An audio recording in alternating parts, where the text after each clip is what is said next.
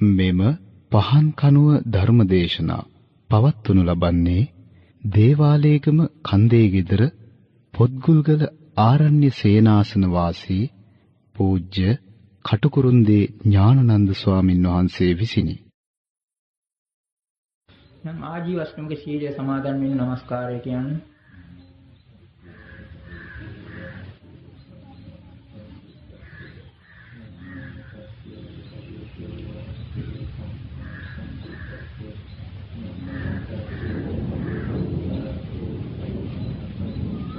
බුද්ධං සරණං ගච්ඡාමි ධම්මං සරණං ගච්ඡාමි සංඝං සරණං ගච්ඡාමි ဒုတိယံ පි බුද්ධං සරණං ගච්ඡාමි ဒုတိယံ පි ධම්මං සරණං ගච්ඡාමි ဒုတိယံ පි සංඝං සරණං ගච්ඡාමි တတိယံ පි බුද්ධං සරණං ගච්ඡාමි တတိယံ පි ධම්මං සරණං ගච්ඡාමි တတိယံ පි සංඝං සරණං ගච්ඡාමි สรณกมนังสัมปุณนังปานาติปาตาเวรมณีสิกขาปดังสมาธิยามิอดินนาดานาเวรมณีสิกขาปดังสมาธิยามิกาเมสุมิจฉาจาราเวรมณีสิกขาปดังสมาธิยามิมุสาวาดาเวรมณีสิกขาปดังสมาธิยามิปิสุนาวาจาเวรมณีสิกขาปดังสมาธิยามิภารุสาวาจาเวรมณีสิกขาปดังสมาธิยามิสัมภปลาปาเวรมณีสิกขาปดังสมาธิยามิมิจฉาอาជីวาเวรมณีสิกขาปดังสมาธิยามิතිසරණේන සද්ධින් ආජීවට්ඨමක සීලං ධම්මං සාධුකං සුරක්ෂිතං කତ୍වා අප්පමාදේන සම්පාදේ තබ්බං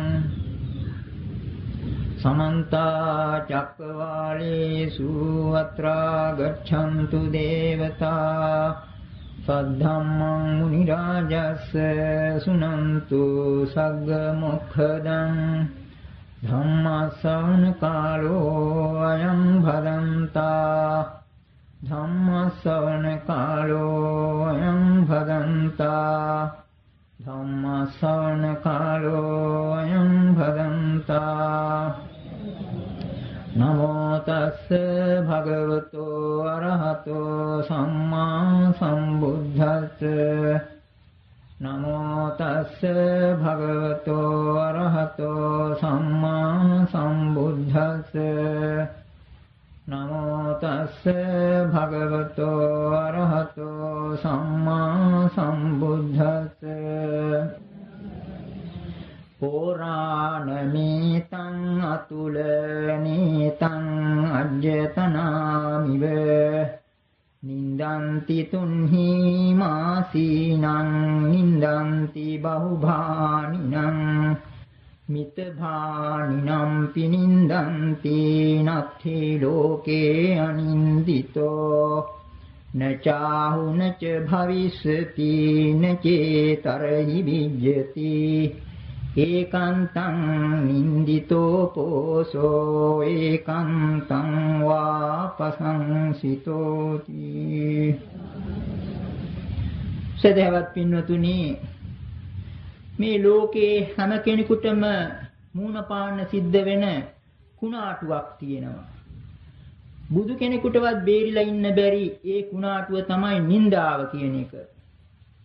නින්දාවත් ප්‍රශංසාවත් මිනුම් දඬු කරගෙන පුද්ගලයන් පිළිබඳව විනිශ්චය කිරීමයි සාමාන්‍ය ජනයාගේ සිරිත.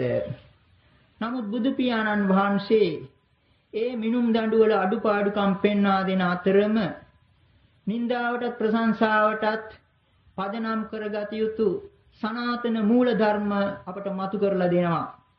දැන් අපි මේ මාතෘකා කළ ගාථාවලිනුත් ඊට අදාළ කතාවෙනුත් ඒ කාරණා පැහැදිලි වෙනවා ඇති.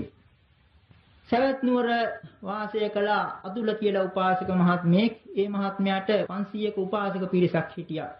එක දවසක් මේ අතුල උපාසක උන්නේ තමන්ගේ පිරිසත් එක්ක ජේතවනාරාමයට ගියා බණ අහන්න. ඉස්සෙල්ලාම ඒ රේවත කියන ස්වාමින් වහන්සේ ළඟටයි ගියේ. උන්වහන්සේ ළඟට ගිහිලා මේ පිරිස ඉඳගත්තට පස්සේ උන්වහන්සේ මුකුත් කතා කරේ නැහැ. මොකද රේවත ස්වාමීන් වහන්සේගේ ස්වභාවය වැඩිව භාවනා වේදෙනවා, තනිවයි හැසිරෙන්නේ, වැඩි සම්බන්ධකම් පවත්වන කෙනෙක් නෙවෙයි. නිශ්ශබ්දවම හිටියා. ඉතින් අතුල උපාසකුන් හැට තරහ ගිහිල්ලා නැගිටලා ඒ සැරේ සරියුත් ස්වාමීන් වහන්සේ සොයාගෙන ගියා. සරියුත් ස්වාමීන් වහන්සේගෙන් මහරහතන් වහන්සේ ඇහුවා මොකද ආවේ කියලා. මම මේ පිරිසත් එක්ක බණ අහන්න ආවයි. රේවත හාමුදුරුවෝ ළඟට ගියයි මොකක්වත් කිව්වේ නැතේ.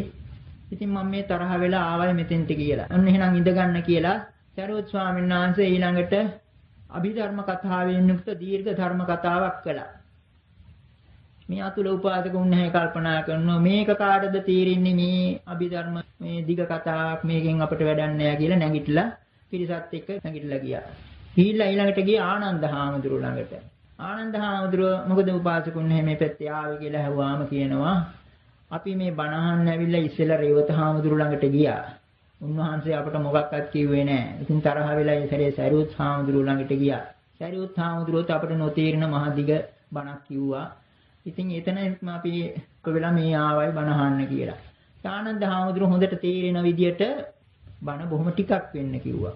අතුල උපාසකුන් හැට ඒකටත් තරහ ගියා. මොකද අපිට මේ ටිකක් විතරක් බණ කියන්නේ කියලා එතෙන්වත් නැගිටලා ගිහිල්ලා බුදුරජාණන් වහන්සේ ළඟට ගියා. බුදුරජාණන් වහන්සේ අහනවා මොකද උපාසකුන් මේ පැත්තේ ආවේ කියලා ඇහුවාම අපි මේ කතාන්තරේ කිව්වා. මෙහෙම රේවත හාමුදුරුවෝ ළඟට ගියා. ඒ හාමුදුරුවෝ අපට මුකුත් කිව්වේ නැහැ. ඉතින් තරහ වෙලා සරියුත් ස්වාමීන් වහන්සේ ළඟට ගියා. උන්වහන්සේ මහා ගැඹුරු දිග කතාන්තරයක් කිව්වා. ඒව අපට තේරෙන්නේ නැහැ. අපි ඊළඟට ගියා ආනන්ද හාමුදුරුවෝ මේ ටිකක් විතරක් කියලා නැවැත්තුවා කියලා. ඉතින් ඒකෙනුත් සෑහීමකටපත් වෙන්නේ නැතුව මේ පැත්තේ ආවයි කියලා බුදුරජාණන් වහන්සේට කිව්වා. එතකොට බුදුරජාණන් වහන්සේ කියනවා අතුල අතීතයේ ඉඳලා මේ එන සිරිතක් අද ඊයේ එකක් නෙවෙයි. මුකුත් කතා කරන්නේ නැතුව නිශ්ශබ්දයෙන් ඉන්න කෙනාටත් නිග්‍රහ කරනවා, නින්දා කරනවා. හුඟක් කතා කරන කෙනාටත් ලෝකේ නින්දා කරනවා. මනල කිල්ල ටිකක් කතා කරන කෙනාටත් නින්දා කරනවා. ලෝකේ නින්දාව නොලබන කෙනෙක් නැත. අතීතයේත් ඒ වගේම තනිකර නින්දාව විතරක්, තනිකව ප්‍රශංසාව විතරක් ලැබූ කෙනෙකුත් ලෝකේ අතීතයේ හිටියෙත් නැත, අනාගතයේ ඉන්නේත් නැත, වර්තමානයේ ඉන්නේත් නැත කියලා ඊළඟට කියනවා මේ රජවරුන්ට පවා ඇතම් කෙනෙක් නිග්‍රහ කරනවා, නින්දා කරනවා, තව කෙනෙක් ප්‍රශංසා කරනවා. මේ මහා පොළොවට ඉරහඳට පවා ඇතම් කෙනෙක් ප්‍රශංසා කරනවා, නින්දා කරනවා. වෙන එකක් තබා සිව්පිරිස මැද බණ දේශනා කරන සම්මා සම්බුදු කෙනෙකුටත් ඇතම් කෙනෙක් නින්දා කරනවා, ප්‍රශංසා කරනවා. මේක ලෝක ස්වභාවයයි. නමුත් ඔන්න ඊළඟට බුදු පියාණන් වහන්සේ ප්‍රකාශ කරනවා මේ අතුල උපාසකුන් නැහැට උපාසකුන් නැහැ ඒ කොයි හැටි වෙතත් අන්ධ බාල පුද්ගලයින්ගෙන් ලැබෙන නින්දාව නියම නින්දාව නෙවෙයි. ඒ ප්‍රශංසාව ඒ අගේ අයගෙන් ලැබෙන ප්‍රශංසාව නියම ප්‍රශංසාව නෙවෙයි. පඬිත පුද්ගලයෙකුගෙන් යම් නින්දාවක් ලැබෙනවා නම් ඒක තමයි නියම නින්දාව. පඬිතෙක් කරන ප්‍රශංසාව තමයි නියම ප්‍රශංසාව කියලා ඔන්න ඒ යම් කිසි ධර්ම න්‍යායක් මතු කරලා දුන්නා. ඉතින් ඕකයි කතාන්තරේ. ඉතින් මේකේ ගැන හිතලා බලනකොට අපිට පේනවා මේ නින්දාවයි ප්‍රශංසාවයි කියන එක හේතු ඇතුවත් නැතුවත් සිදු වෙනවා. සෑහෙන පමණ හේතු සාධක නැතුවත් කෙනෙකුට නින්දා වෙන්න පුළුවන්, ප්‍රශංසාවක් වෙන්න පුළුවන්. ඒ වගේම බුදු පියාණන් වහන්සේ එක්තරා අවස්ථාවක සංඝයා වහන්සේලා අමතලා ප්‍රකාශ කළ මේ ප්‍රශ්නය පිළිබඳවම මහණෙනි මේ ලෝකයේ කරුණු දෙකකින් යුක්ත අව්‍යක්ත බාල අව්‍යක්ත අසත්පුරුෂයා. බාල කියලා එතන යොදන්නේ අඥාන කියන එකට. අඥාන අසත්පුරුෂ පුද්ගලයා අඥාන අව්‍යක්ත අසත්පුරුෂ පුද්ගලයා තමන්ගේ පරිහානිය ළඟා කරගන්නවා, නුවණැත්තන්ගේ දෝෂ දර්ශනයට ලක් වෙනවා, ඒ වගේම බොහොම අකුසලුත් රැස් කරගන්නවා. මොනවද කරුණු දෙක? ප්‍රශංසා නොලැබිය යුතු කෙනාට හරියට කරුණු සොයලා බලන්නේ නැතුව, හරියට කරුණු කාරණා සොයලා බලන්නේ නැතුව ප්‍රශංසා නොකළ යුතු පුද්ගලයාට ප්‍රශංසා කරනවා. ඒ වගේම කරුණු හරි ආකාර සොයා බලන්නේ නැතුව ප්‍රශංසා කළ යුතු තැනට නිඳා කරනවා. ඒ කියන්නේ නිඳා කළ යුතු තැනට ප්‍රශංසා කරනවා, ප්‍රශංසා කළ යුතු තැනට නිඳා කරනවා. ඔන්න ඒ බඳු පුද්ගලයා අර විදිහට තමන්ගේ පරිහානියත් ළඟා කරගන්නවා, නුවණැත්තන්ගේ දෝෂ දර්ශනයට ලක් වෙනවා, බොහොම පෞරස් කරගන්නවා. ඊළඟට අනිත් පැත්තට දක්වනවා කරුණු දෙකකින් සමන්විත පඬිත ව්‍යක්ත සත්පුරුෂයා නුවණැත්තන්ගේ ප්‍රශංසාවට ලක් වෙනවා. ඒ වගේම බොහෝ කුසල් රැස් කරගන්නවා, පින් රැස් කරගන්නවා. ඒකෙදි දක්වන්නේ ඒ තැනැත්තා නුවණැති පුද්ගලයා කරුණු හොඳ හැටි සොයලා බලලා ප්‍රශංසාව ලැබිය උත්තර ප්‍රශංසා කරනවා, නින්දාව ලැබිය උත්තර නින්දා කරනවා. ඉතින් අර ලෝකයේ සාමාන්‍ය සිරිතට වඩා බුදු පියාණන් වහන්සේ අන්න ධර්ම න්‍යායක් මතු කරලා දුන්නා. ඒක තුලින්. නමුත් අර කිව්වා වගේ අමූලික චෝදනා, අභූත චෝදනා ආදිය බුදුරජාණන් වහන්සේට පවා කොතිකුත් එල්ල වෙලා තිබෙනවා. ඒ බුද්ධ චරිතය කියවපු මේ පින්නතුන් අහලා තියෙනවා. අපි මේ දීර්ඝ කන්නාන්තර නැතත් ඒ කථාන්තර ආශ්‍රයෙන් ඉගෙන ගත යුතු පාඩම් තියෙන නිසා ඒවෙන් කීපයක් දැන් බුදුරජාණන් වහන්සේට නිග්‍රහ කරපු අපවාද ඊළඟට නිന്ദා එහෙම කරපු අවස්ථාවල් වල බුදු පියාණන් වහන්සේ පුදුම විදිහේ ප්‍රතිචාර දැක්වුවා. ඒ අවස්ථාවට ගැළපෙන ආකාරයට යම් යම් ප්‍රතිචාර දැක්වුවා. ඒවා තුලින් අපිට යමක් ඉගෙන ගන්න පුළුවන්. ඔන්න එක නිදර්ශනයක් කියනවා නම් එක දවසක් බුදු පියාණන් වහන්සේ හමුවට ආවා භාරද්වාජ කියලා බමුණෙක්. මේ බමුණා බොහොම කෝපයකින් ආවේ, තද කේන්තියකින්. මොකද කේන්තියට හේතුව තමන්ගේම ගෝත්‍රයේ බමුණෙක් බුදුරජාණන් වහන්සේගෙන් බණ අහලා ශාසනය පැවිදි වුණා. ඉතින් ඕකට තද කේන්තියක් ඇති කරගෙන බුදුරජාණන් වහන්සේ ළඟට ඇවිල්ලා බණින්න පටන් ගත්තා අසභ්‍ය පරුෂ වචන වලින්. අසභ්‍ය වචන කියන එක දන්නවනේ කුණුහරුප. එතකොට බුදුරජාණන් වහන්සේ ඉදිරියට ඇවිල්ලා බණින හොඳටම අසභ්‍ය වචන වලින්. බුදුරජාණන් වහන්සේ ඔහේ බණින්න ඇරියා. හති වැටෙනකම් බණිනවා මේ මිනිස්සයා. ඉතින් බණලා ටිකක් පෑහෙන බැන්නට පස්සේ බුදු පියාණන් වහන්සේ අහනවා දැන් බ්‍රාහ්මණය ඔබේ ගෙදරට එනවද නෑ හිත මිතුරන් එහෙම? ඔව් භාග්‍යවතුම එනවා ඉඳ හිටලා. එතකොට ඒ ආවහම ඒ අමුත්තන්ට ආහාර පාන ආදී එහෙම දෙනවද? ඔව් සමහර දාට අපි දෙනවා එහෙම ආහාර. එතකොට ඒ දෙන ආහාර ඒගොල්ලෝ ගත්තේ නැත්නම් මොකද ඒකට වෙන්නේ? ඒ ගත්තේ නැත්නම් ඒව අපට. ඔන්න එහෙනම් බ්‍රාහ්මණය ඔය දැන් මෙතෙක් වෙලා ඔබ අපට බැන්න ආක්‍රෝෂ පරිභව කළා. අපිත් එක්ක රණ්ඩු වෙන්න ආවා. කලහ කරගන්න ආවා. අපි ඒවට එක බනින්න පටන් ගත්තේ නෑ, රණ්ඩු වෙන්න පටන් ගත්තේ නෑ. දැන් එතකොට අන්න අර ආහාර පිළිබඳ කිව්ව කතාව වගේ දැන් ඒවා ඔක්කොම එහෙනම් බමුණ ඔබට. යම් කෙනෙක් බනින කෙනාට බනිනවා නම්, රණ්ඩු වෙන්න එන කෙනා එක්ක රණ්ඩු වෙනවා නම්, පොර කන්න එන කෙනා එක්ක පොර කනවා නම් අන්න අර එකට ආහාර ගැනීම වගේ වැඩක් ඒක. දැන් මෙතෙන්දී බුදු පියාණන් වහන්සේ කියන ඔය ඔක්කොම බැනපු දේවල් ඔක්කොම Tamanටම අයිති කියලා. මේ සාකච්ඡාව තුළින් ක්‍රමක්‍රමයෙන් බ්‍රාහ්මණයාට කාරණා වැටහිලා කොයිතරම් ශ්‍රද්ධාවක් ඇති වුණාද කියතොත් ශාසනයේ පැවිදි උපසම්පදා වෙලා අවසානයේ රහත් වුණා කියලා දැක් වෙනවා. අන්න බුදු පියාණන් වහන්සේගේ අර ඉවසීම තුළින් අර ඥානවන්ත වචන කීපය තුළින් අර බමුණාගේ ක්‍රෝධයත් නිවිලා අන්තිමට ඒ තුළින් රහත් කෙනෙක් මතු වුණා. ඉතින් ওই වගේ ඔන්න තවත් අවස්ථාවල් මේව කොටිකුත් මේ පින්නතුන් අහලා තියෙනවා. බුදුරජාණන් වහන්සේට එල්ල වුණු බරපතලම චෝදනාවක් තමයි චින්චාමානවිකාව හා සම්බන්ධ කථාන්තරය. ඒ තීර්ථකයින් අන්‍යාගමිකේ තීර්ථකයින් බුදුරජාණන් වහන්සේට ඒ සත්කාර සම්මාන ලැබෙනකොට ඒ වගේම පිළිමද ඊර්ෂාවෙන් තමන්ගේ ලාභ සත්කාර පිරිනකොට බුදුරජාණන් වහන්සේට නින්දාවක් බලපතන අපකීර්තියක් ඇති කරන්න එක්තරා උපාය මාර්ගයක් කුමන්ත්‍රණයක් යෙදුවා. මොකද්ද කුමන්ත්‍රණය? ඊටාම රූමත් චින්චා කියලා ඒ පරිබ්‍රාජිකාව ඒ මානවිකාව තරුණියට ඉගන්නලා ඒ තරණිය අර ජේතවනාරාමේ ඉඳලා හන්දෑවේ බණහලා පිරිස එනකොට මේ තරුණිය යන ජේතවනාරාම දිහාට හොඳට ඇඳ පැළඳගෙන මලුත් අරගෙන කොහෙද චින්චාව යන්නේ කියලා අහුවාම මං යනහා ඔයගොල්ලන්ට මොකටද කියලා ටිකක් මායම් විදියට වචනයක් කියනවා. ඊළඟට ගිහිල්ලා රැ ගත කරනවා ජේතවනාරාම කිට්ටුව තීර්ථකාරාමයක රැ ගත කළා. අර උදෑසන ජේතවනාරාමයට මිනිසුන් එන වෙලාව, උපාසක උපාසිකාවන් එන වෙලාව බලලා ජේතවනාරාම පැත්තේ ඒ පාරෙන් එනවා. එතකොට මේ කොහේ ඉඳලා දෙන්නේ? මං කොහේ ඉඳලා ඉන්නවද කියන ඔයගොල්ලන්ට මොකද කියලා සැක උපදවන ආකාරයෙන් උත්තර දෙනවා. ඔහොම කලක් යමින් ඉඳලා මාස ගණනක් ගියාට පස්සේ බුදු පියාණන් වහන්සේ සිව් පිරිස මැද, විශාල පිරිසක් මැද ධර්මයේ දේශනා කරන අවස්ථාවේ බුදු පියාණන් වහන්සේ ඉදිරියටම ඇවිල්ලා මේ තැනැත්ති ගැබිනි වෙසක් ගන්වාගෙන, ගර්භිනී වේශයක් ගන්වාගෙන බුදු පියාණන් වහන්සේට කියන්නේ අර දුරාචාර චෝදනාවක්, දීර්ඝ චෝදනාවක් කරන්න පටන් ගත්තා. ඒ අවස්ථාවේ බුදු පියාණන් වහන්සේ දැක්වූ ප්‍රතිචාරය මහ පුදුමයි. බුදු පියාණන් වහන්සේ මොකද කළේ?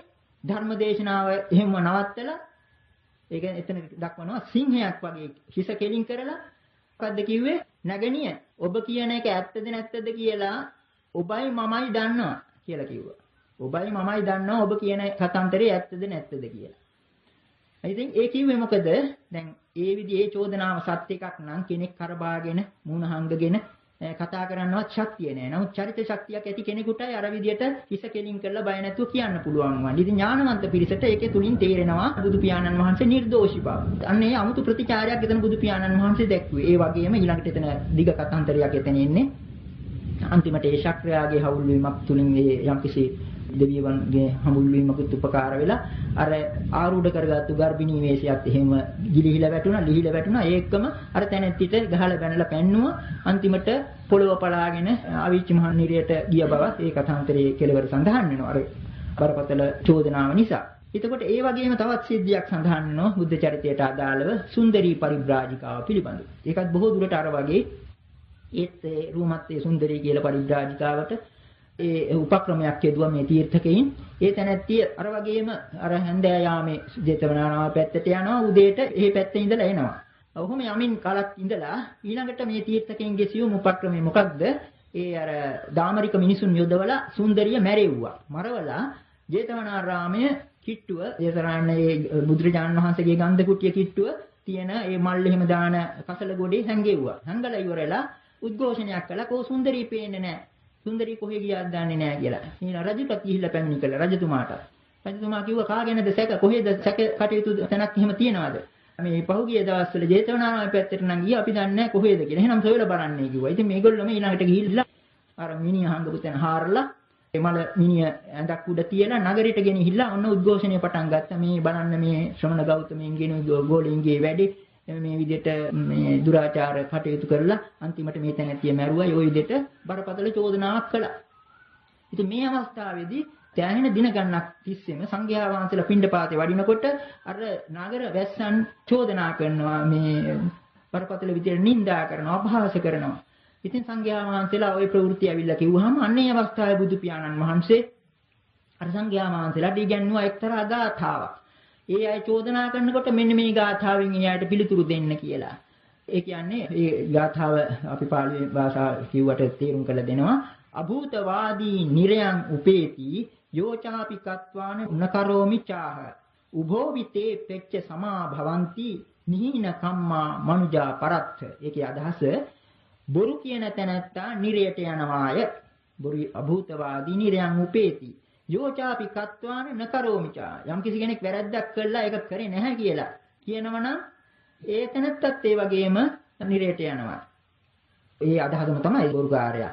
අභූතවාදී. ඒක නොකල දෙයක් කළයි කියලා බොරුවක් කියන තැනත්තත් අපායට යනවා. කරලා ඒක නොකරයි කියන තැනත්තත් අපායට යනවා. උභෝපිතේ පෙච්ච සමාභවಂತಿ. දෙන්නම එකට මරණින් මත්තේ දෙන්නම එක තැනටයි යන්නේ. සම වෙනවා. මොකද මේ දෙන්නම කරේ නිහීන කම්මා මනුජාපරත්. මේ දෙන්නම නිහීන කර්මයක් කළ නිසා. ඒකත් අහන ඥානවන්ත කෙනෙකුට හිතා ගන්න පුළුවන් මේ සංඝයා වහන්සේ මේ කාරණේ නියම සත්‍යතාව. අනේ ධර්ම කාරණයක් ඒ තුලින් පෙන්වුවා. ඊළඟට ඒ වගේම තවත් අවස්ථාවක් සඳහන් වෙන බුදු පියාණන් වහන්සේලාට සංඝයා වහන්සේලාට නිග්‍රහ වුණු අවස්ථාවක් කොසබෑ නුවරදී උදේනි රජුරුවන්ගේ බිසවක් හිටියා මාගන්දිය කියලා. ඒ බිසව කාලයක් තිස්සේම බුදුරජාණන් වහන්සේ කෙරෙහි වෛරය බැඳගෙන හිටියා තමන්ගේ රූපයට නිග්‍රහ කළ නිසා එක් අවස්ථාවක. ඉතින් බුදුරජාණන් වහන්සේටත් ඒ සංඝයා වහන්සේලාටත් අපහාස කරන්න, නිඳා කරන්න අල්ලස් දුන්නා නගරවැසියන්ට. බුදුරජාණන් වහන්සේ සංඝයා වහන්සේලා පිණ්ඩපාතේ වඩිනකොට නගරයට එනකොට අසභ්‍ය වචන වලින් බනින්න කියලා. ඒ විදිහට දැසිදස්කම් කරුවන් පවා ඔක්කොම එකතු වෙලා මේ නගරේ වැසියන් බනින්න පටන් ගත්ත සංඝයා වහන්සේලාට. ඉතින් ආනන්ද හාමුදුරුවෝ ඇවිල්ලා කියනවා අනේ භාග්‍යතුන් වහන්සේ අපිට මේ යන තැන මේ මිනිස්සු දොස් කියනවා අපි වෙන තැනකට යමු කියලා. එතකොට බුදු පියාණන් වහන්සේ වෙන කොහාටද අපි යන්න තියෙන්නේ? වෙන නගරයකට යමු කියලා. හොඳයි ඒ නගරෙත් ඔය වගේ මිනිස්සුන් ඔය විදිහට දොස් කියනවා නම් බනින්න පටන් ගත්තොත් අපි කොහේ යන්නේ? අපි වෙන නගරයකට යමු. හොඳයි ඒ නගරෙට ගිහින් එහෙම අපි තවත් නගරයකට යමු. නෑ ආනන්ද එහෙම කළා හරියන්නේ නෑ. යම් තැනක නඩුවක් පැන නැගුණනම් ඒක සංසිඳුණාට පස්සෙම තමයි වෙන තැනක යන්න ඕන කියලා ඊළඟට බුදු පියාණන් වහන්සේ ප්‍රකාශ කළා. මම හරියට යුද්ධෙට බැස්ස ඇතෙකු වගේ ඕනෑම අවටින් එන ඊතල පාරවල් කාගෙන මට ඉන්න පුළුවන්. ඒ වගේම මේ දුස්සීල මිනිසෙන්ගේ ඇනුම් බැනුම් නිඳ දරා ගැනීම මට භාරයි. අපකීර්තිය මේ නින්දාව පවතින්නේ සතියක් පමණයි. සතියකින් පස්සේ ඒක නැති වෙනවා කියලා ඒ බුද්ධ ඥාණීම දැකලා එක කිව්වා. ඒ වගේම සතියකට පස්සේ මේ නින්දාව මිනිසුන් නින්දා කිරීම නැවැත්තුවා. ඔන්න ඔය විදිහට බුද්ධ චරිතය අපට හමු වෙනවා. මේ නින්දාව පිළිබඳ බුදු පියාණන් වහන්සේ ප්‍රතිචාරය දක්වූ අවස්ථාවක්. ඊළඟට අපි මේ බුදු පියාණන් වහන්සේ ගැන හිතලා බලනකොට උන්වහන්සේ අපි කවුරුත් දන්නවා ඒ බුදු ගුණ අතර තියෙන පුරිස ධම්මසාරථී කියලා. දමනය කළ හැකි සත්වයින් දමනය කිරීම පිළිබඳව රථාචාර්යෙක් වගේ. එතකොට රියදුරෙක් වුණොත් රථාචාර්යෙක් වුණොත් අපි හිතමු ඔය දැන් අශ්වයින් එහෙම බැඳපු රියක් ගැන කතා කරනවා නම් ඒ රථාචාර්යයට අයිති වැඩක් තමයි තෝන් ලණුවත් පාවිච්චි කරන්න වෙනවා, කසයත් පාවිච්චි කරන්න වෙනවා අවස්ථානුකූලව. ඒ කියන්නේ මේ බුදු පියාණන් වහන්සේටත් අර පුරිස ධම්මසාරථී ගුණය අනුව ගෝලයෙන් හික්මවීමේදී නින්දා කරන්න සිද්ධ වුණා. නොකර බැරි නිසා අවස්ථානුකූලව ඒක කරන්න සිද්ධ වුණා. ඒ වගේම ඇතැම් අවස්ථාවල ගෝලීන්ට ප්‍රශංසා කරන්නත් සිද්ධ වුණා. මොකද මේ ශාසනයේ කළ යුතු නොකළ යුතු දේවල් අඳුනා ගැනීමට උපකාර වෙනවා. අර කලින් කියාපු ආකාරයටම බුදු පියාණන් වහන්සේගෙන් පවා නින්දාව ලැබුවා කියලා දැනගත්තාම ඒක අපි තේරුම් ගන්නවා ඒක නුසුදුසු දෙයක්. බුදු පියාණන් වහන්සේගෙන් පවා ප්‍රශංසාව ලැබුවා කියලා හිතනකොට නම් දැනගන්න පුළුවන් මේක හොඳ වැඩක්. ආදර්ශයට ගත යුතු දෙයක්. ඔක ඒ කාරණා ඒ ගුරුවරයෙකුට අයිති දෙයක්. ඒක කෙටියෙන් කියතොත් නිග්‍රහ පග්‍රහ කියලා කියනවා. නිග්‍රහ කිරීම කියන එක අපි කවුරුත් දන්නවා. නිග්‍රහ කියන නින්දා කිරීම. පග්‍රහ කියන වචනේ යොදන්නේ පග්ගහ කියලා කියනවා ධෛර්ය දීම. එතකොට ගුරුවරයෙකුගේ කාර්යයක් තමයි අන්න අර වැරදි කළ කෙනාට නිග්‍රහ කරලා දඬුවම් කරලා ඒ අධෛර්ය කරනවා. හරි දෙයක් කරපු කෙනා ඒක මතු කළා දක්වලා ප්‍රශංසා කරනවා. ඒ තුලින් අන්න ආදර්ශය ලබා දෙනවා. ඔන්න ඔය කාරණා දෙකම මේ පුරිස ධම්මසාරථී ගුණයට අදාළව බුදු පියාණන් වහන්සේට කරන්න සිද්ධ වුණා. ඉතින් ඒක නිසා තමයි ඔය විශේෂයෙන්ම විනය පිටකේ සංඝයා වහන්සේලාට තියෙන ඒ විනය පිටකේ පුරාම තියෙනවා බුදු පියාණන් වහන්සේ ඊටාම දැඩිව වැරදි කරපු සංඝයා වහන්සේලාට නිග්‍රහ කරපු අවස්ථාවල්, දඬුවම් පමුණුවපු අවස්ථාවල්, බොහෝ විට වැරදි කරපු සංඝයා වහන්සේලාට බුදු පියාණන් වහන්සේ අමතන්නේ මෝඝ පුරුෂයයි කියලා. හිස් පුරුෂයා කියලා. ඊළඟට විශේෂයෙන්ම දැන් දෙවිදත් තෙරුන් සංඝ ભેදය කළා විශාල පිරිසක් අධර්ම මාර්ගයට, අවිනය මාර්ගයට හැරෙව්ව නිසා ඒ දෙවිදත් තෙරුන්ට දැඩිව නිග්‍රහ කරපු අවස්ථාවක් තියෙනවා. ඒ වගේම තමයි වික්ෂුන් වහන්සේලා 6 නමකගේ පිරිසක් හිටියා චබ්බග්ගිය කියලා. ඒගොල්ලන්ටත් ලොකු පිරිසක් හිටියා. හැම තැනදීම බැලුවේ විප්ලවකාරී අන්දමින් මේ ශික්ෂාපද කඩ කැමැති හැටියට හැසිරෙන්න. අන්නේ චබ්බග්ගිය භික්ෂුන්ට දැඩිව බොහෝ අවස්ථාවල නිග්‍රහ කළ තියෙන බුදු පියාණන් වහන්සේ. අන්නේ නිග්‍රහය යොදාගත්තු අවස්ථාවක්. ඉතින් අර බුද්ධ වචනේනම සඳහන් වෙන එකක් තමයි ගරහාව සෙය්‍යෝ විඤ්ඤෝහි යංචේ බාලප්පසංසන. මෝඩයින්ගෙන් ලැබෙන ප්‍රශංසාවට වඩා නුවණැත්තන්ගෙන් ලැබෙන ගැරහීම මැනවි හොඳයි කියන එකයි. මොකද මෝඩයින්ගෙන් ලැබෙන ප්‍රශංසාවෙන් කෙනෙක් නොමග යනවා. නුවණැත්තන්ගෙන් ලැබෙන ගර්හාව ගැරහීම නින්දාව තුලින් කෙනෙක් සුමගට යනවා. ඒක අනුව එතකොට බුදු පියාණන් වහන්සේ ඒ අවස්ථානුකූලව කරපු නින්දාවල් අපි වරදවල තේරුම් ගන්න නරකයි. බුදු පියාණන් වහන්සේගේ මහා කාරුණික ගුණය කියලා කිව්වට කෝ මහා කාරුණිකකමක් නෑ නේද? එහෙම හිතන්න නරකයි. බුදු පියාණන් වහන්සේ තැන් අවස්ථාවල ඒ සංඝයා වහන්සේලා හරියට හැසිරෙන්නේ නැතුවකට එළවනවා. සංඝයා වහන්සේලා එළවනවා. මෙතන එන්න එපා මා ළඟට කියලා. සමහර වෙලාවට ඒ සංඝයා වහන්සේලා ඉක්ම ගන්න බැරි වුණා බුදු පියාණන් වහන්සේ පිට වෙලා යනවා. ඔන්න එන ඕන එකක් කරගන්න කියලා. අන්න ඒ විදිහට දැඩිව. ඉතින් ඇතැම් අවස්ථාවල බුදු පියාණන් වහන්සේ ආනන්ද හාමුදුරන්ට කියනවා ආනන්ද මම මගේ ගෝලයෙන් හික්මවන්නේ ඔය කුඹල් කරුවෙක් අමු මැටි භාජන පරිස්සමෙන් අත් දෙකෙන් එහාට මෙහාට කරන්න වගේ නෙවෙයි. මම නිග්‍රහ කරමින් දැඩිව කියමින් මම මගේ ගෝලයෙන් හික්මවන්නේ. අර හොඳට පිච්චිච්ච භාජන වලට තට්ටු කරලා ගන්නවා වගේ අර බයෙන් නෙවෙයි මම ගෝලයෙන් හික්මවන්නේ. ඒ අවස්ථානුකූලව මම නිග්‍රහ කරනවා. ඒ වගේම ඇතැම් අවස්ථාවල ප්‍රකාශ කරනවා ගෝලයෙන් හික්මවීමේදී සංහේන පිවිනේමි, පරුසේන පිවිනේමි, සන්න පරුසේන පිවිනේමි. මම මොලොක් වචන වලිනුත් හික්මවනවා. දැඩි පරුස වචන වලිනුත් හික්මවනවා. මේ දෙක කවලම් කළත් හික්මවනවා. ඔන්නෝකයි බුදු පියාණන් වහන්සේගේ පුරිස ධම්මසාර තිබුණේ විශේෂ ලක්ෂණයක්. බොහෝ දිනාට තේරුම් ගන්න බෑ. කොයිතරම්ද කියතොත් එක් අවස්ථාවක නිගණ්ඨනාත පුත්‍රයා, නිගණ්ඨනාත පුත්‍ර කියලා කියන්නේ ඒ වෙන ශාස්ත්‍රවරයෙක්. ඒ ශාස්ත්‍රවරයා තමන් ළඟට ආපු અભය රාජකුමාරයාට එක්තරා උපක්‍රමයක් දෙවුවා. මෙන්න මේ විදිහට දැන් ඔබට කීර්තියක් ඇති කරගන්න පුළුවන් ශ්‍රමණ ගෞතමීන් එක් වාදයකින් දිනුවා කියලා මෙන්න මෙහෙම එකක් මේ ප්‍රශ්නයක් ඉදිරිපත් කළොත් භවත් ගෞතමීන්ට මොකද්ද ප්‍රශ්නය? ඉස්සෙල්ලම අහන්න තථාගත කෙනෙකුට අප්‍රියමනාප දෙයක් කියනවාද? ඒකට බුදුරජාණන් වහන්සේ කිව්වොත් ඒක කියනවා කියලා. එහෙනම් මොකද්ද පෘථග්ජනයයි තථාගත කෙනෙකුයි අතර වෙනස කියලා අන්න බුදුරජාණන් වහන්සේට එතෙන්දී ඒ බුද්ධ වචනය අනුව නිග්‍රහ කරන්නයි කිව්වා. ඊළඟට යම් කිසි විදියකින් කියනවා නම් නෑ තථාගත කෙනෙක් අනුන්ට අප්‍රියමනාප දෙයක් කියන්නේ නෑ කියලා. එතකොට එහෙනම් අහන්න මෙන්න මෙහෙම. ඇයි භවත් ගෞතමීන් ඇයි කිව්වා නේද දේවදත්තට නිරාගත වෙනවා කල්පයක් අපායේ පැසෙනවා ඒව කිව්ව නිසා දේවදත්තක කිපුණා නේද? ඇයි එහෙම එකක් කියලා තියෙනව නේද? දැන් මේ විදිහේ ප්‍රශ්න වලට කියන්නේ උබතෝ කෝටික ප්‍රශ්න කියලා. උබතෝ කෝටික ප්‍රශ්න කියලා කියන්නේ ඒකට ඔව් කියන්නත් බෑ නෑ කියන්නත් බෑ. ඒ කොයි උත්තරේ දුන්නත් අහු වෙනවා. මේ ප්‍රශ්නේ ඉදිරිපත් කළා අන්තිමට නිගණ්ඨනාථ පුත් අභය රාජකුමාරයාට කියනවා ප්‍රශ්නේ ශ්‍රමණ ගෞතමයන්ට ඉදිරිපත් කළොත් හරියට අර උගුරේ හිර වුණු යකඩ කටුවක් ගිලින්නත් බැරුව වමාරන්නත් බැරි තත්වයකට වගේ ශ්‍රමණ ගෞතමයන්පත් වෙනවා. ඒක තුලින් ඔබට ලොකු කීර්තියක් රාවයක් පැතිරෙනවා ශ්‍රමණ ගෞතමයන් පාවාදීන් පරිද්දව කියලා. ඉතින් මේක අහන්න මේ ප්‍රශ්නේ ඉදිරිපත් කරන අභය රාජකුමාරයා ඒකට අවස්ථාව සලසගත්තේ මෙහිමයි. බුදු පියාණන් වහන්සේට තව සංඝයා වහන්සේලා 3 නමක් එක්ක තමන්ගේ මාලිගාවට ප්‍රාසාදයට දාණයට වඩින්න කියලා ආරාධනා කළා. වැඩියට පස්සේ දාණය පූජා කළා. වැළඳුවට පස්සේ මේ අභය රාජකුමාරයා ඔන්න අර නිගණ්ඨනාථ පුත්‍ර ඉදිරිපත් කර උබතෝ කෝටික ප්‍රශ්නේ අහනවා. තථාගතයන් වහන්සේ අප්‍රියමනාප දෙයක් කියනවද? අනුන්ට අප්‍රියමනාප දෙයක් කියනවද කියලා ඇහුවා. බුදු පියාණන් වහන්සේ ඒකට පළමුවෙන්ම දුන්න පිළිතුර මොකද්ද? ඒ ප්‍රශ්නයට ඒකාන්ත වශයෙන් උත්තරයක් දෙන්න බෑ. ඔව් හෝ නෑ කියලා ඒකාන්ත වශයෙන් කියන්න බෑ. කියලා ඒක කිව්ව හැටිම මොන්න අභය රාජකුමාරයාට කියවුණා. අපොයි එහෙනම් නිගණ්ඨයන්ගේ වැඩේ හරි ගියේ නෑ නේද කියලා. ඉතින් ඊළඟට කාරණේ එළියුණා. නිගණ්ඨනාථ පුත්‍ර ඉදිරිපත් කරපු උබතෝ කොටික ප්‍රශ්නයයි මේ ඉදිරිපත් කරලා තියෙන්නේ කියලා ඒ කතන්තරේ අභය රාජකුමාරයා කිව්වා. බුදු පියාණන් වහන්සේ සවිස්තරව ඒක දීර්ඝ ධර්ම කතන්තරයක් හේතු සහිතව දැක්වුවා. තථාගත කෙනෙකුගේ කාර්යය තමයි ලෝකයාට සත්‍ය කියා දෙන එක. ඇතැම් විට සත්‍ය අනුන්ට අප්‍රියමනාප වෙන්න පුළුවන්. ඒ විදිහ අප්‍රියමනාප දෙයක් වුණත් ඒක සත්‍යයක් නම් තථාගතයන් වහන්සේ කල්යල් බලලා වෙලාව බලලා ආයේ පුද්ගලයාට ඒක කියනවා. ඒක බැලුවහම නින්දාවක් නිග්‍රහයක් වගේ. නමුත් ඒක කරන්න වෙනවා කියලා අන්න එහෙම හේතු සහිතව බුදු පියාණන් වහන්සේ කාරණේ පෙන්වුවා.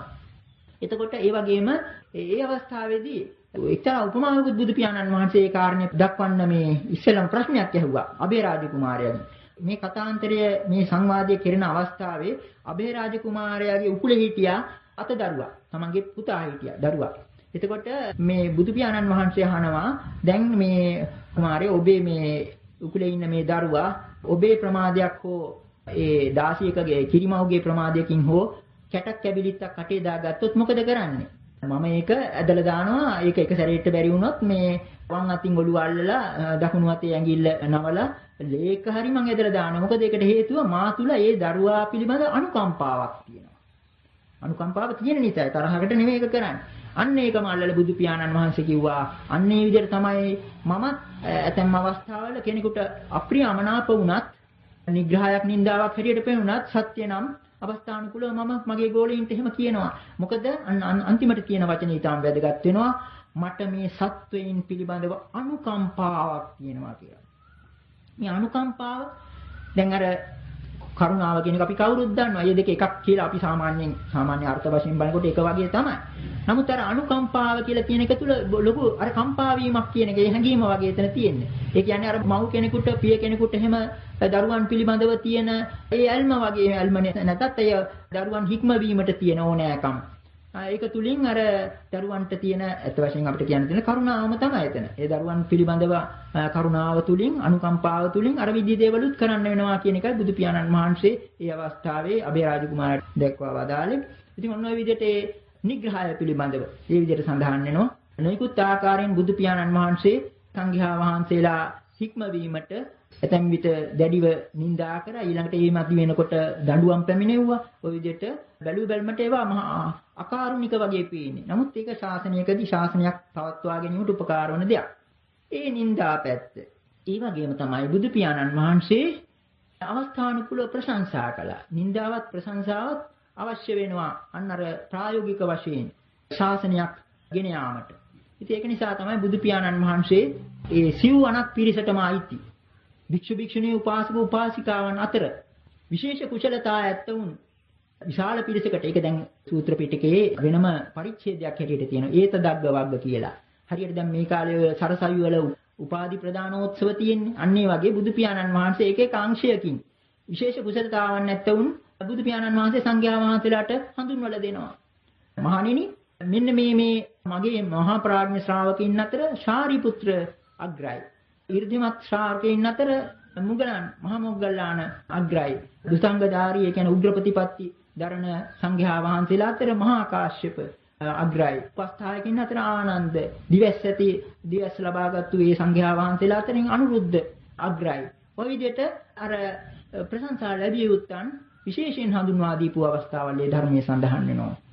එපමණක් නෙවෙයි විශේෂයෙන්ම ත්‍යාගසව්වන් වහන්සේලාට සරියුත් මුගලන් මහ රහතන් වහන්සේලාට බොහෝ අවස්ථාවල බුදු පියාණන් වහන්සේ ප්‍රශංසා කළ සංඝයා වහන්සේලාට කිව්වා මහණෙනි ත්‍යාගසව් දෙනම බොහොම පඬිතයි සබ්‍රහ්මචාරීන්ට බොහොම උපකාරී කොයිතරම්ද කියතොත් සාරිපුත්‍ර නුඹලාට අම්මා වගේ මොග්ගල්ලාන නුඹලාට කිරිමව් වගේ ඒ විදිහට බුදු පියාණන් වහන්සේ ශ්‍රාවකයන් පිළිබඳව හඳුන්වලා දීලා තියෙනවා. මහා කාශ්‍යප මහ රහතන් වහන්සේ පිළිබඳව විශේෂ ප්‍රශංසා දක්වලා තියෙනවා. මොකද හේතුව උන්වහන්සේ දැඩි ප්‍රතිපත්ති ගරුකයි. ප්‍රතිපත්තිය කියන එක ශාසනයේ පරිහානියේ පටන් ගන්නකොට ඊටාත්ම පහසුවෙන් ලිහිලා යන එක තමයි ප්‍රතිපත්තිය. එතකොට අර දැඩි ප්‍රතිපත්තියේ පිහිටි ඒ දුසංගධාරී මහා කාශ්‍යප මහ රහතන් වහන්සේට බුදු පියාණන් වහන්සේ ඉහළම මට්ටමින් ප්‍රශංසා කරලා තියෙනවා. එතෙම අවස්ථාවල කියලා තියෙනවා මේ සංඝ පිරිසට අවවාද කරනවා නම් ධර්ම දේශනා කරනවා නම් මම හෝ මහා කාශ්‍යප එක කරන්න සුදුසුයි කියලා. ඒ තරමට ඇතැම් තැන්වල ධ්‍යාන අභිඥා ආදී මා ලබාගත්තු ඒවා ඔක්කොම මේ මහා කාශ්‍යපත් ලබාගෙන තියෙනවා කියලා. මේ විදිහට ඉහළම මට්ටමින් ප්‍රශංසා කරපු අවස්ථාවල් තියෙනවා. අන්න එතෙන්දී අර ಗುಣ වැණිය යුත්තන් පිළිබඳව බුදු පියාණන් වහන්සේ හේ වර්ණනා කළේ මොකද? පස්චිමා ජනතාව කියලා අතීතයේ යොදන්නේ අනාගත પરම්පරාව. අනාගත પરම්පරාවට ආදර්ශ ගන්න. එතකොට නොකල යුතු දේ දැනගන්න පුළුවන් අන්න අර විනය පිටකයේ වැරදි කළ අයගේ ඒ චරිත ආශ්‍රයෙන්. ඒවට දීපු නිග්‍රහය ආශ්‍රයෙන්. කල යුතු දේ හරි මාර්ගයේ ඔන්න ඔය ඒතදග්ග වග්ග ආදී තැන්වල බුදු පියාණන් වහන්සේ ප්‍රශංසා කරපු. ඒ බුදු පියාණන් වහන්සේගේ ශ්‍රී මුඛයෙන් ප්‍රශංසා ලැබපු උත්තමයින් තමයි අපට ආදර්ශයට ගන්න තියෙන්නේ. ඒ පමණක් කියලා නැවතුන්නේ නැහැ. සූත්‍ර දේශනා අතර සැඟවුණු වටිනා සූත්‍රයක් තියෙනවා. ඒක මහ පුදුම හිතන මේ සූත්‍රය සමහරවිට අමුතු විදියකට ඒ බුදු පියාණන් වහන්සේ ඉදිරිපත් කරන්නේ මේ සූත්‍රය. ආදර්ශ ගත යුත්තේ කාගෙන්ද කියන හැඟෙන ආකාරයට. මෙන්න මේ විදිහටයි ඒකේ සූත්‍රයේ තියෙන්නේ. දැන් මේ පින්නතුන් දන්න ඔය අම්මා කෙනෙක් තමන්ගේ එකම දරුවෙක් පිළිබඳව යම් අනාගත ප්‍රාර්ථනා ඇති කරගෙන ඒ දරුවට කියනවා දැන් මේ කාලේ හැටියට නම් පුතේ උඹ දොස්තර කෙනෙක් වෙන්න, ඉංජිනේරුවෙක් වෙන්න, කෝටිපතියෙක් වෙන්න, තව නොයෙකුත් නිලතල ලබාගත්තු කෙනෙක්, ලෝක පූජිත කෙනෙක් වෙන්න ඔය විදිහට කියනවා.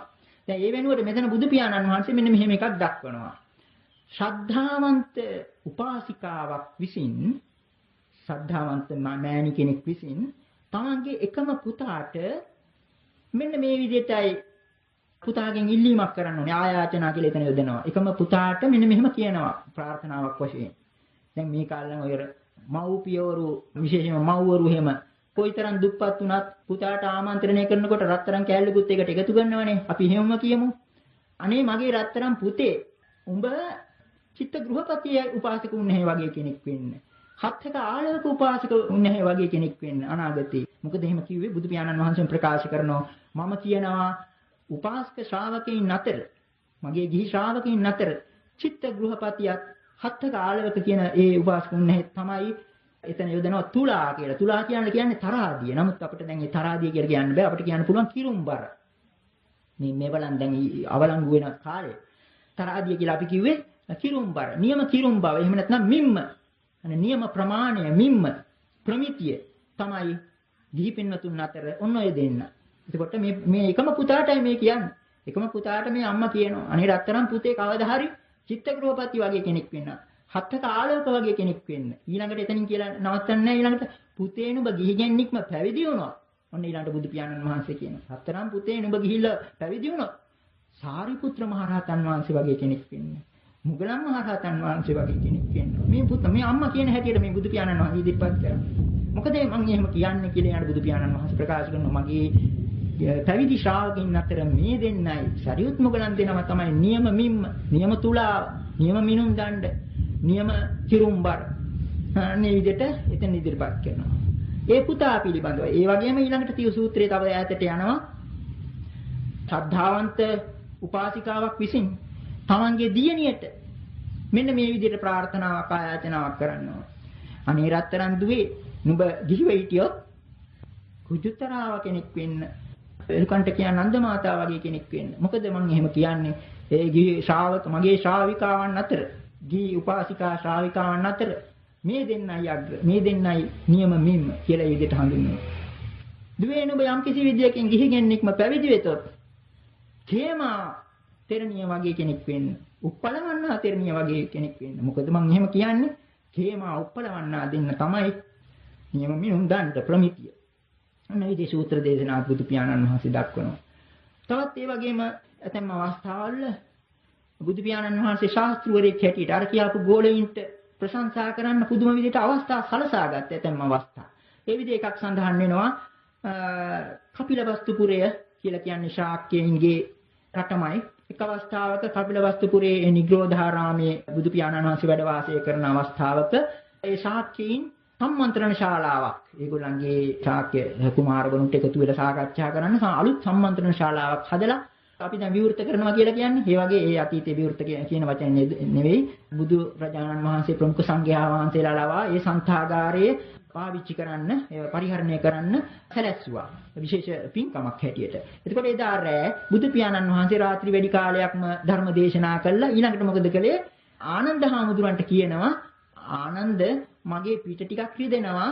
මම ටිකක් ඇලවෙන්නම්. මම ටිකක් හාන්සි වෙන්නම්. ශරීරය ටිකක් කියන්නේ හාන්සි වෙන්නම් කියලා ඔබ එතකන් ධර්මයේ දේශනා කරන්න. මේ පිරිසට ධර්මයේ දේශනා කරන්න.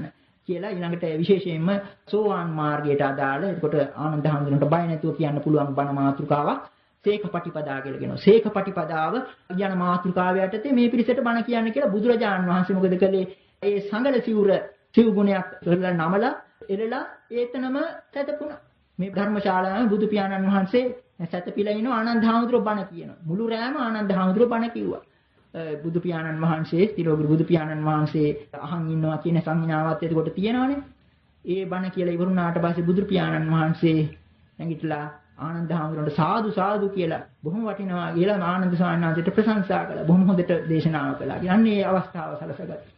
ඒ වගේ තව කොටිකුත් තියෙනවා. දැන් ඔන්න ඇතැම් අවස්ථාවල බුදු පියාණන් වහන්සේ සංඝයා වහන්සේලාට යම්කිසි ගැඹුරු දේශනාවක් කරනවා කෙටියෙන්. කරලා ඉවරලා හිටි ගමම්ම මේ විහාරෙට නැගිටලා යනවා. තේරෙන්නේ නැහැ කාටවත්. කෙටියෙන් මොකක් හරි කියනවා. කියලා නැගිටලා යනවා. ඉතින් සංඝයා වහන්සේලාට හරි අඳුම් කුඳුම් මොකද්ද මේකේ තේරුම කියලා. මේකේ උපක්‍රමයක්. ශාස්ත්‍රවරයෙකු දැන් මේ කාලේ ගුරුවරුන්ට ඉගෙන ගන්න දේවල් හුඟක් තියෙනවා මේකේ. ඉතින් බුදු පියාණන් වහන්සේ නැගිටලා ගියාට පස්සේ විහාරයට වැඩි යන කාලේ මේ ඉතින් පිරිස කතා කරන දැන් අපට ආයෙත් ගිහලා බුදුරජාණන් වහන්සේට ආරාධනා කරන්නත් බෑ. දැන් අපි තෝරගන්නේ කොහොමද මේක කියලා වටපිට බලනවා. ඔන්න ඉතින් දකිනවා ඔන්න මෙතන ඒ අවස්ථානුකූලව ඒ ස්වාමීන් වහන්සේලා ඉදිරිපත් කරන විශේෂයෙන්ම මහා කච්චාන ස්වාමීන් වහන්සේ අන්නර ඒතදග්ග වගේ අර උපාධි ප්‍රදානෝත්සවයේදී බුදු පියාණන් වහන්සේ අපි මේ වචනේ යෙදුවට මේක නිග්‍රහයක් කියලා හිතන්න එපා.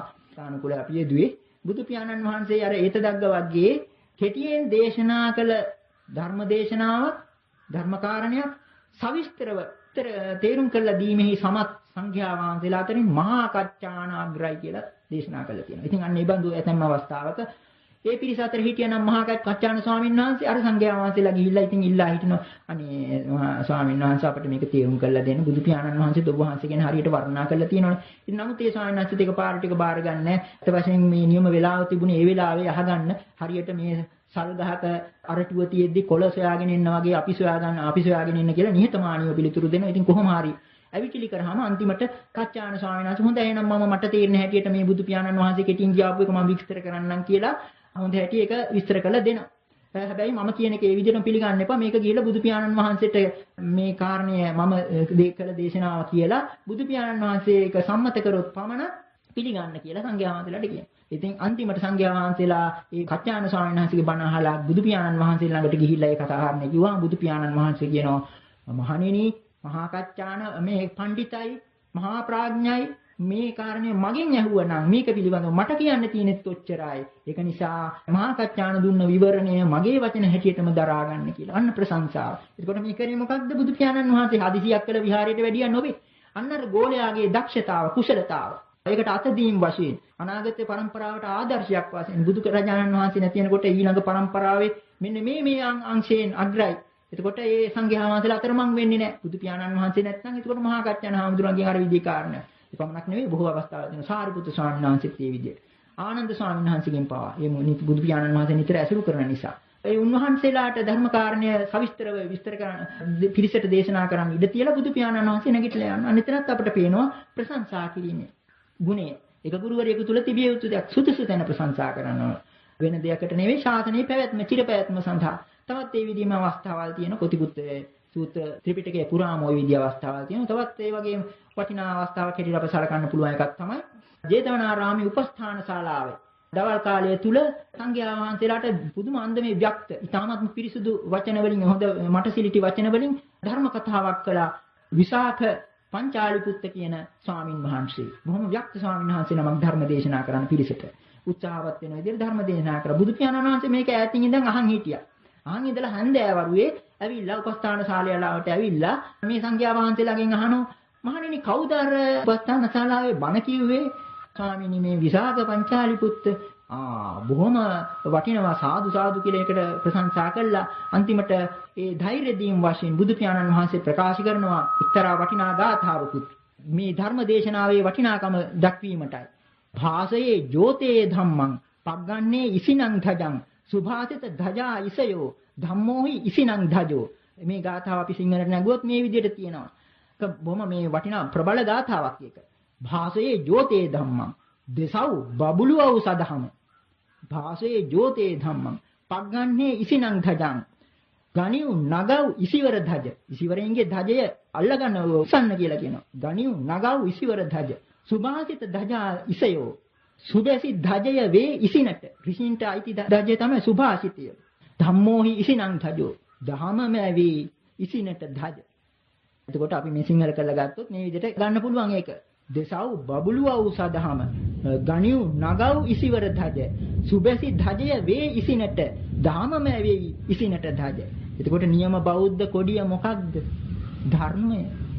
නියම බෞද්ධ කොඩිය ධර්මය. මේ කිව්වේ මේ කොඩිය උස්සන්නේ කියලා කිව්වේ මොකද්ද? ධර්මය දේශනා කරන්න. ඒ ධර්මය තමයි අපේ නියම කොඩිය. ඒකයි කිව්වේ ඍෂි කියලා කියන්නේ මෙතන සංඝයා වහන්සේලා පිළිබඳ. එතනත් අර ඒ අවස්ථාව බුදු පියාණන් වහන්සේ සලසා ගත්තා. අර ව්‍යක්ත ධර්මදේශකයන්න් වහන්සේට තමන්ගේ ශ්‍රාවකයා වුණත් අර විදිහට ගෞරවයක් ලබා දෙන්න. ওই විදිහට කොතිකුත් අවස්ථාවල අපිට සූත්‍ර දේශනාවල තිබෙනවා. එතකොට මේ ප්‍රශංසාව එක පැත්තක්. නමුත් අපි දන්නවා මේ නින්දාවට ඇතැම් විට නින්දාවටත් වැඩිය භයානකයි ප්‍රශංසාව කියන්නේ. ඒක ගැනත් බුදු පියාණන් වහන්සේට බොහොම විශේෂ දේශනා පෙළක් පවත්වන්න සිද්ධ වුණා. විශේෂම මේ මාතෘකාව උඩ. වචන කීපයක් එතන සඳහන් වෙනවා. ලාභ සත්කාර සිලෝක. මේ ප්‍රශංසාවේ ඉන්නේ ලාභ සත්කාරත් එක්ක. ලාභ සත්කාර ප්‍රශංසා. මේවායේ භයානකකම කොයිතරම්ද කියතොත් ඇතැම් විට නින්දාවටත් වැඩිය භයානකයි කියලා දක්වලා තියෙනවා. ඒක මේ ලාභ සත්කාර කියන එක ලාභ සත්කාර කීර්ති ප්‍රශංසා කියන જાතිය බුදු පියාණන් වහන්සේ හඳුන්වලා තියෙන්නේ මෙන්න මේ වචන වලින්. දාරුණෝ භික්කවේ දරුණු දෙයක්, කටුක දෙයක්, පරුස දෙයක්. මොකද ඒ වයින් වෙන විපත්තිය. ලාභ සත්කාර කීර්ති ප්‍රශංසාවලට යට වුණොත් කෙනෙකුට කරන්න බැරි දෙයක් නෑ. අන්න ඒක නිසා ඒකයි මේ දරුණු කියලා දෙයක්. ලාභ සත්කාර කීර්ති ප්‍රශංසා කියන එක ඒ වයින් පරිස්සම් විය යුතු දෙයක් හැටියට දැක්ක. ඒක නින්දාවටත් වැඩිය භයානකයි ඒක බැලුවාම. ඒක තුලින් කෙනෙකුට නොමග යන්න බොහොම පහසු වෙනවා. ඉතින් ඒකටත් පුදුම විදියේ උපමා බුදු පියාණන් වහන්සේ දක්වනවා. ඒක උපමාවක් තමයි ඔය බිලිබාන්නෙක් මසුන් මරන්නේ. බිලිබාන්නේ කොහොමද? මාළුන්ට දාන ඇමක්. මේ ලාභ සත්කාර කීර්ති ප්‍රශංසා ආදී අන්නේ මාර්යා නැමැති මසුන් මරන්න දාන ඇමක් හැටියටත් හඳුන්වලා දීලා තියෙනවා. ඔය ඇම ගිල්ලොත් අමාරුවේ වැටෙනවා කියන එකයි මේ බුදු පියාණන් වහන්සේ දෙන්නේ දක්වන්නේ. ඒ වගේම තවත් උපමාවක් දක්වනවා. මහණෙනි මේ ඉහළ ආකාශයේ තියෙනවා වේරම්භ වාතය කියලා මහා දැඩි කුණාටුවක්. අපි කලින් කිව්වා නිന്ദා කුණාටුව ගැන. දැන් මේ කියන්නේ ප්‍රශංසා කුණාටුව ගැන. මේ ඉහළ අහසේ තියෙනවා වේරම්භ වාතය කියලා මහා කුණාටුවක්. ඔය කුණාටුවට පක්ෂියෙක් අහුනොත්, කුරුල්ලෙක් අහුනොත්, ඒ කුරුල්ලගේ පා එක පැත්තකට යනවා. පියාපත් තව පැත්තකට කඩාගෙන ඇදගෙන යනවා. ඔළුව තව පැත්තකට යනවා. ශරීරය තව පැත්තකට යනවා. ඔන්න ඔය විදිය මහා විනාශයකට අර කුරුල්ලපත් වෙන වේරම්භ වාතයට අහුණා. ඉතින් මේ වේරම්භ වාතය මෙතෙන්දි සමාන කරන්නේ අන්න අර කියාපු ලාභ සත්කාර කීර්ති ප්‍රශංසා. ඌකට අහුණාට පස්සේ මොනවා වෙනවද දන්නේ නැහැ කියන එකයි එතන පෙන්වුම් කරන්නේ. ඉතින් මේ විදිහට බුදු පියාණන් වහන්සේ ප්‍රශංසාවේ තියෙන භයානක පැත්තක් පෙන්වුවා.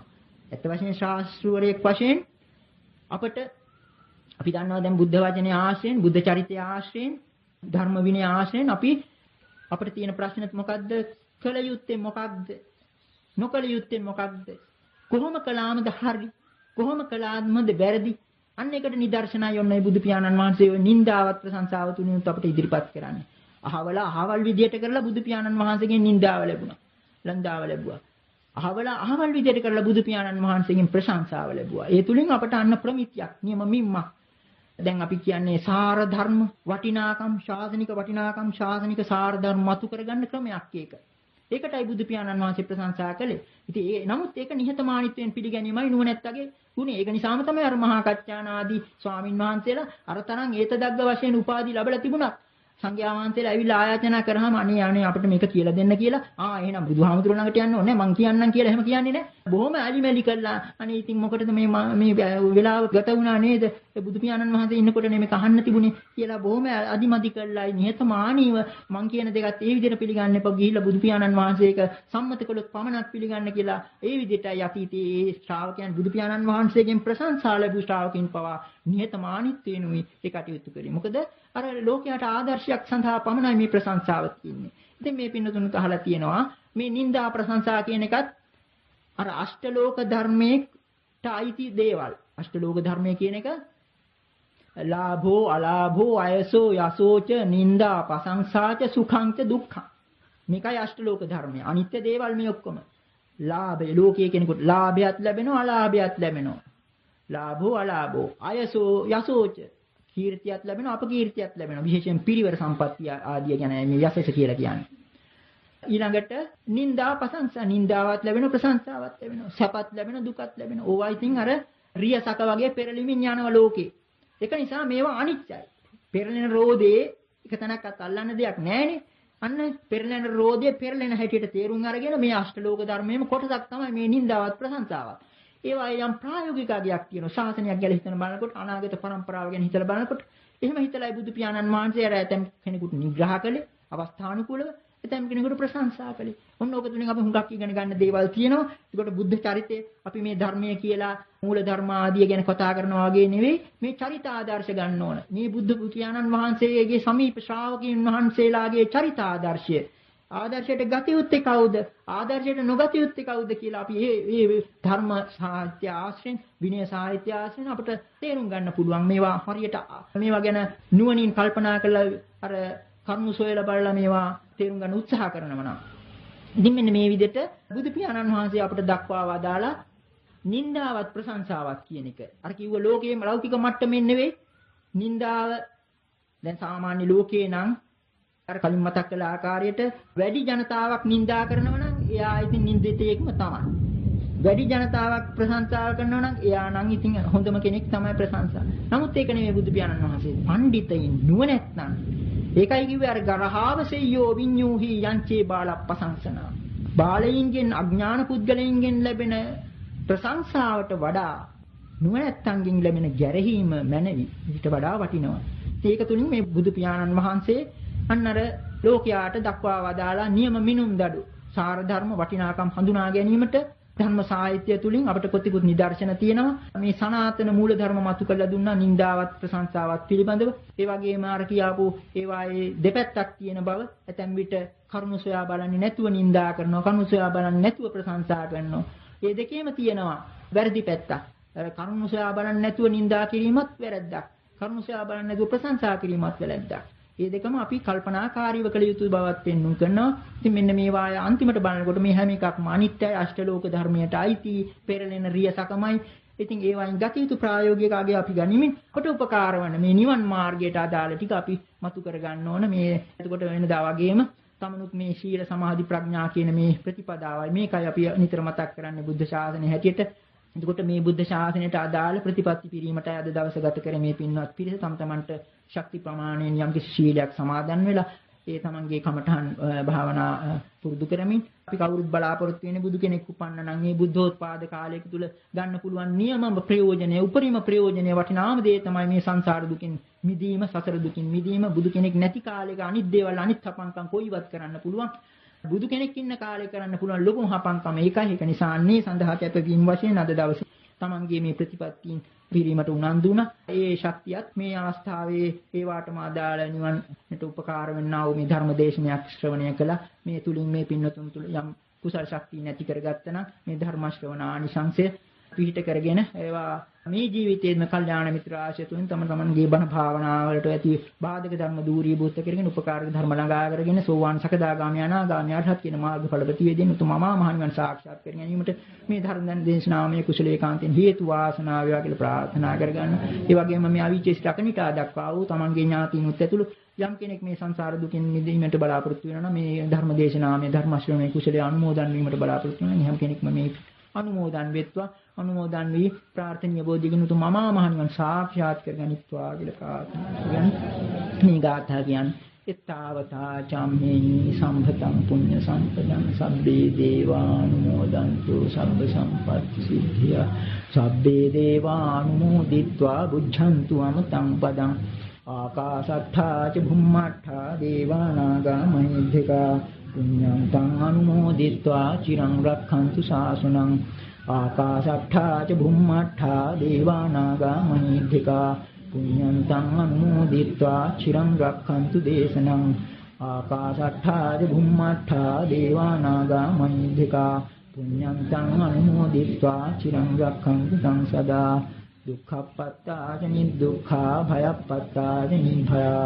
සෝකප්පත්තා ච නිසෝකා හොන්තු සබ්බේ විපානිනෝ දුක්ඛප්පත්තා ච නිදුක්ඛා භයප්පත්තා ච නිභයා පත්තා ච නිසෝකා හොන්තු සබ්බේ විපානිනෝ දුක්ඛප්පත්තා ච නිදුක්ඛා භයප්පත්තා ච නිභයා සෝකප්පත්තා ච නිසෝකා ඉමිනා පුඤ්ඤ කම්මේන මාමි බාල සමාගමෝ සතං සමාගමෝ හෝතු යාව නිබ්බානපත්තියා ඉමිනා පුඤ්ඤ කම්මේන මාමි බාල සමාගමෝ සතං සමාගමෝ හෝතු යාව නිබ්බානපත්තියා ඉමිනා පුඤ්ඤ කම්මේන මාමි බාල සමාගමෝ සබ්බීතියෝ විවජ්ජන්තු සබ්බ රෝගෝ විනාශයතු මාතේ භවත්වන්තරායෝ සුඛී දීඝායුකෝ භව භවතු සබ්බ මංගලං රක්ඛන්තු සබ්බ දේවතා සබ්බ බුද්ධානුභාවේන සදා සොත්ති භවන්තු තේ භවතු සබ්බ මංගලං රක්ඛන්තු සබ්බ දේවතා සබ්බ ධම්මානුභාවේන සදා සොත්ති භවන්තු තේ භවතු සබ්බ මංගලං රක්ඛන්තු සබ්බ දේවතා සබ්බ සංඝානුභාවේන සදා සොත්ති භවන්තු තේ අභිවාදන සීලිස්ස නිච්ඡං වද්ධාපචායිනෝ චත්තාරෝ ධම්මා වද්ධන්ති ආයුවන්නෝ සුඛං බලං ආයුරාෝග්‍ය සම්පatti සග්ග සම්පatti නිවෙච්ච අතෝ නිබ්බාන සම්පatti නාතේ සමිජ්ජතු